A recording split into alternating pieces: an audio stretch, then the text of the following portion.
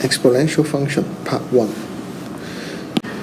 We have already discussed different kinds of function, for example, trigonometric function.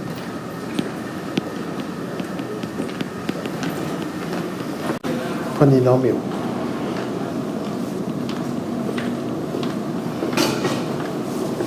Virtual function.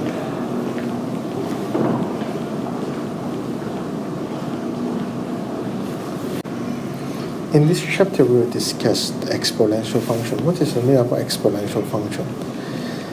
If the variable is in the index position, for example, f of x is equal to 3 to the power x. Now, this x is in the index positions. Then this kind of equation we'll call the exponential function. Before that, because x is the variable, and if you remember, x can be not only integer but also a numbers, for example, natural numbers, etc. So that we need to discuss what is the meaning about rational index first. 7.1 rational index. In S2, we have already discussed the meaning of this radical sign. This radical sign means the square root of a number a. How about if x to the power 3 is equal to a? How can we find a? Okay, we can generalize this notation, this radical sign, not only a square, okay, but also, for example, this is cube root, okay. For example, if we change 3 to 4 is 4th root, so if x to the power n is equal to y, x is an n root of y, so we'll use this radical sign to represent it. Class practice 1a. What is the values of this term? 1000. Take cube root. That means I need to find the values such that it multiplies itself. The answer is equal to 1000. So the answer is 10. And how about 625? As 5.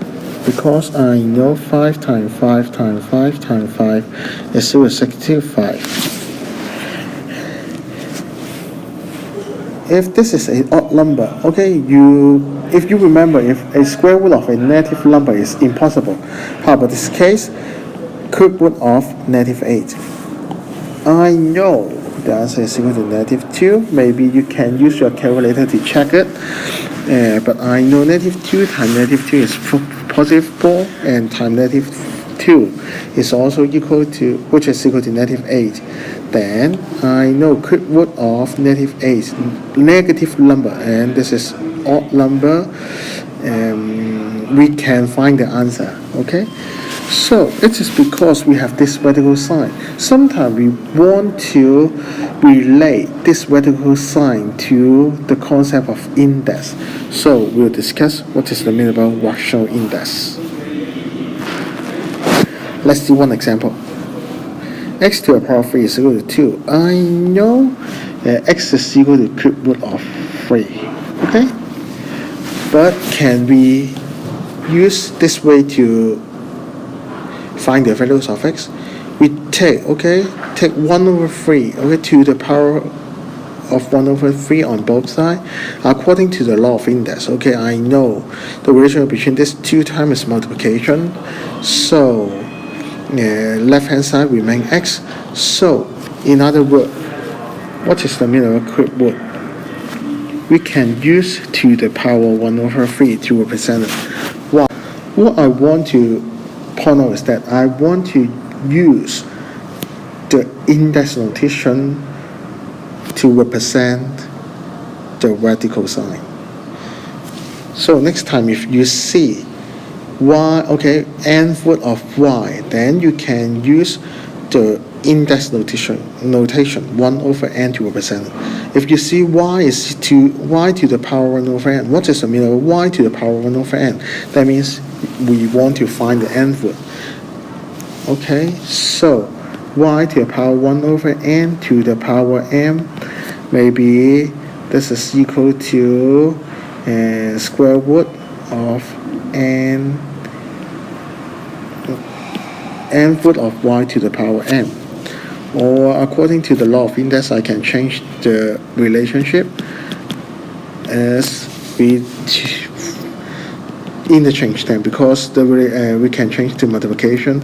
This is equal to m over n. Okay, maybe which is equal to y to the power m first, and then to the power 1 over n. So they are equal, this three part. Then let's see page 3. How to find, how to simplify and how to find the values. Example 7.1.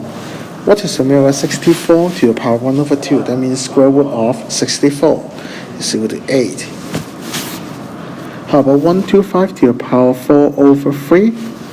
Maybe you can change to 125 to the power 1 over 3 first to the power 4.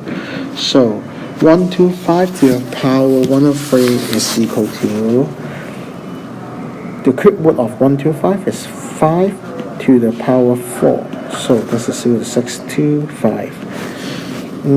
How about C? Maybe there are different ways to solve it. If I were you, maybe I will change to 16 to the power negative 1 first. I want to simplify it, and then negative 1 to the power negative 7 over 4, you can multiply them. So it's 16 to the power 7 over 4. So do it step by step. 16 to the power 1 over 4 to the power 7. So it's 2 to the power 7. So the answer is equal to 128. If this is not a number, we change to variable. What can we do? We can use the same idea. Simplify these three terms. We have three radical sign. Maybe you can change to what showing this. It's x to the power 1 over 2 times x to the power 1 over 3 times x squared to the power 1 over 12. So do it step by step. I simplify the last one. So 2 times 1 over 2 is 0. X to the power 1 over 6. And then according to the law of index, add them together. So the final answer is equal to x to the power 1. Then maybe you can do part B, example 7.3 and example 7.3a and b. We'll discuss during the lesson and try to finish the 4 exercise 1 and 2.